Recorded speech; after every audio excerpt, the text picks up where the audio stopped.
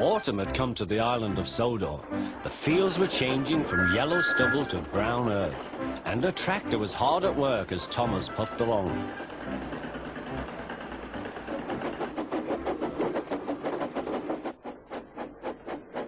Later, Thomas saw the tractor close by. "Hello," said the tractor. "I'm Terence. I am ploughing."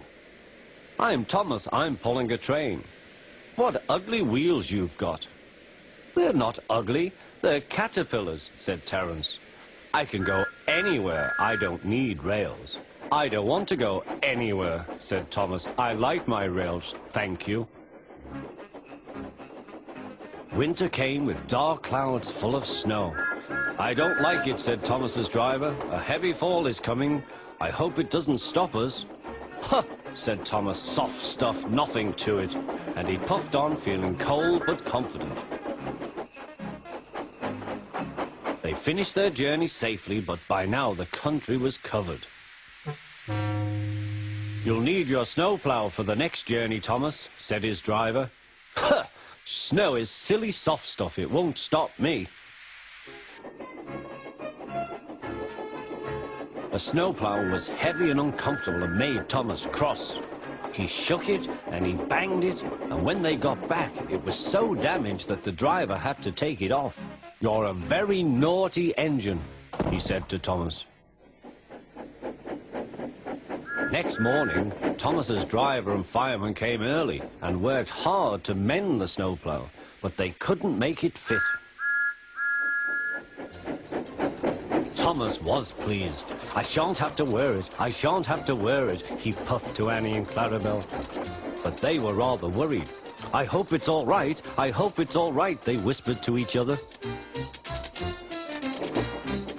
The driver was worried too. "It's not bad here," he said to the fireman, "but it's sure to be deep in the valley." "Silly soft stuff," puffed Thomas. "I didn't need that stupid old thing yesterday, and I shan't today. Snow can't stop me." He rushed into a tunnel thinking how clever he was, but there was trouble ahead. "Cinders and ashes," said Thomas. "I am stuck." And he was. "Back, Thomas, back," said his driver. Thomas tried, but his wheels spun and he couldn't move. The guard went back for help, while everyone else tried to dig the snow away. But as fast as they dug, more snow slipped down until Thomas was nearly buried. "Oh, my wheels and coupling rods! I shall have to stop here till I'm frozen. What a silly engine I am!" And Thomas began to cry.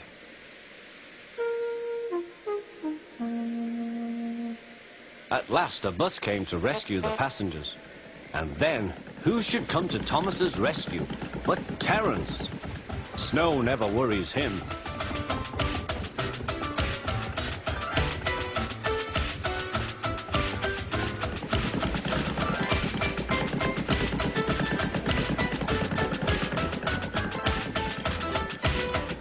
He pulled the empty coaches away, then came back for Thomas. Thomas's wheels were clear, but still spun when he tried to move. Terence tugged and slipped and slipped and tugged, and at last dragged Thomas clear of the snow, ready for the journey home.